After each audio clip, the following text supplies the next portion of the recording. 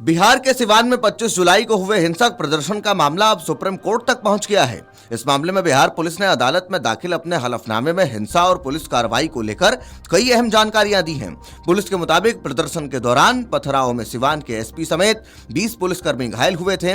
वहीं भीड़ में फंसे जिला इंटेलिजेंस यूनिट यानी DIU के एक कांस्टेबल ने अपनी AK-47 से हवा में 4 राउंड फायर किए थे। पुलिस का दावा है कि इस फायरिंग में किसी को चोट नहीं लगी। दरअसल 25 जुलाई को सिवान के गांधी मैदान में AISA और RYA यानी CPIML से जुड़े छात्र और युवा संगठनों के प्रदर्शनकारी जुटे थे। इसके बाद प्रदर्शनकारी JP चौक की ओर से मार्च करने लगे। बिहार पुलिस के अनुसार दोपहर करीब 12:30 बजे स्थिति उस समय बिगड़ गई जब प्रदर्शनकारियों की ओर से पुलिस बल पर पथराव शुरू हुआ। इसके बाद मैरवा रोड और गोपालगंज रोड की ओर से आए कुछ अन्य लोग भी पत्थरबाजी में शामिल हो गए और देखते ही देखते प्रदर्शन हिंसक हो गया। हिंसा के दौरान पुलिसकर्मियों को निशाना बनाए जाने और पथराव के कारण सिवान के SP समेत 20 पुलिसकर्मी घायल हुए।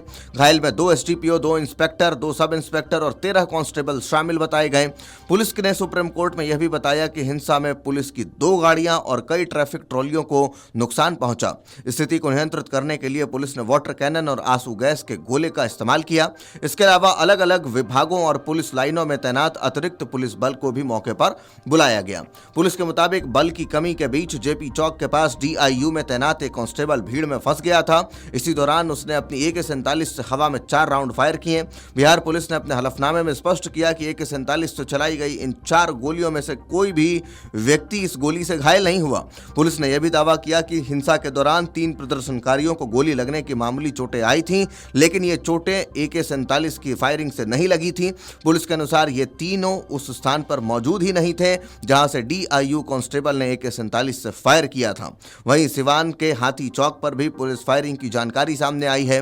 पुलिस के मुताबिक JP चौक से करीब 1.5 से 2 किलोमीटर दूर हाथी चौक पर एक अन्य ASI ने भीड़ को नियंत्रित करने और तितर बितर करने के लिए अपनी 9 mm पिस्तौल से 2 राउंड फायर किए थे। घटनास्थल से .315 बोर के 2 और .765 mm का एक इस्तेमाल किया हुआ कारतूस भी बरामद होने की बात पुलिस ने अदालत में बताई है।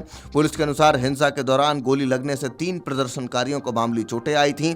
उन्हें पहले सिवान सदर अस्पताल में इलाज कराया गया और बाद में बेहतर उपचार के लिए पटना के मेदांता अस्पताल भेजा गया।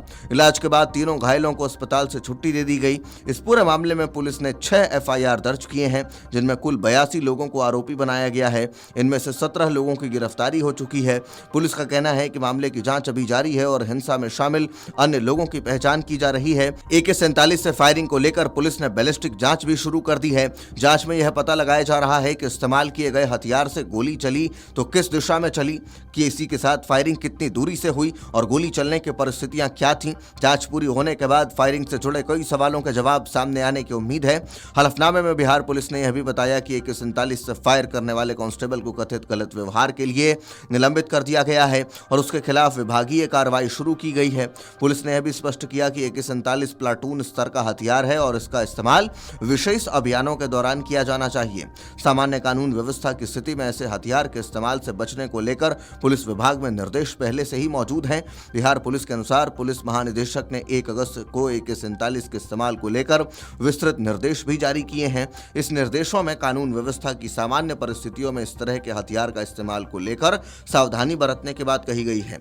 अब इस पूरे मामले में सुप्रीम कोर्ट की कार्यवाही और जांच की प्रगति पर नजर बनी हुई है। एक तरफ पुलिस ने हिंसा के दौरान हुए पथराव और घायल हुए जवानों की जानकारी अदालत के सामने रखी है, तो दूसरी तरफ AK-47 और 9 mm पिस्तौल से हुई फायरिंग की जांच का अहम हिस्सा बन रही है। फिलहाल बिहार पुलिस की बैलिस्टिक जांच, निलंबित कांस्टेबल के खिलाफ विभागीय कार्रवाई और हिंसा से जुड़े मामलों की जांच आगे भी महत्वपूर्ण कड़ियां हैं। सिवान के 25 जुलाई की घटना ने कानून व्यवस्था, प्रदर्शन के दौरान हिंसा और पुलिस के हथियार इस्तेमाल करने के तरीके को लेकर कई गंभीर सवाल खड़े किए हैं। अब सबकी नजर इस बात पर है कि जांच पूरी होने के बाद फायरिंग और हिंसा की पूरी तस्वीर कितनी स्पष्ट हो सकती है और आगे इस मामले में क्या कार्रवाई सामने आती है।